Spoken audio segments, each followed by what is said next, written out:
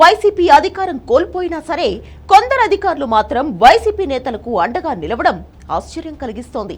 ఏకంగా మంత్రుల పేషీలలో, పోలీస్ కార్యాలయాల్లో, ప్రభుత్వ కార్యాలయాల్లో పెద్ద ఎత్తున అధికారులు వైసీపీ నేతలకు భయపడుతున్నారనే ఆరోపణలు ఉన్నాయి.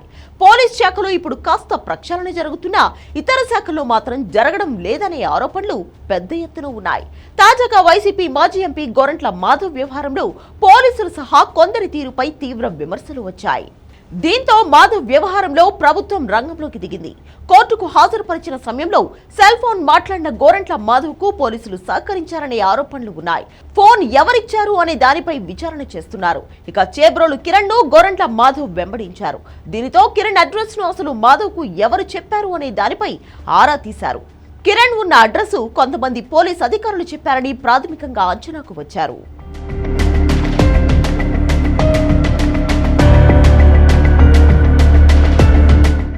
అరెస్ట్ చేసి మీడియా ముందు ప్రవేశపెట్టే సమయంలో కూడా గోరంట్ల మాధవ్ పోలీసులపై ఓవర్ యాక్షన్ చేశారు. ఇక ఈ వ్యవహారంలో పోలీసులపై వేటు పడింది. మొత్తం 12 మంది పోలీసులపై ఉన్నతాధికారులు వేటు వేశారు. ఇక గుంటూరు ప్రభుత్వ ఆసుపత్రిలో సైతం వైద్యులు హడావిడి చేశారు.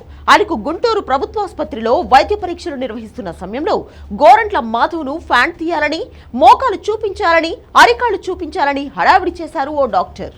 తనను పోలీసులు కొట్టలేదు అని చెప్పినా సరే చూపించాలి అంటూ హడావిడి చేయడం గమనార్హం. అక్కడ మాజీ మహిళా మంత్రి బంధువైన వైద్యురాలు అత్యుత్సాహం ప్రదర్శించారని, తనను పోలీసులు కొట్టలేదని ఆయనే స్వయంగా చెప్పినా పోలీసులు కొట్టారా అని న్యాయాధికారి మాదిరిగా హడావిడి చేశారు. ఈ వ్యవహారంలో పోలీసులను ఇరికించాలని ప్రయత్నం చేశారు సదరు డాక్టర్. మాధవ్ కు వైద్య పరీక్షల నిర్వహణ, బందోబస్తుకు నియమితులైన 11 మంది అధికారులు, సిబ్బందిని సస్పెండ్ చేశారు.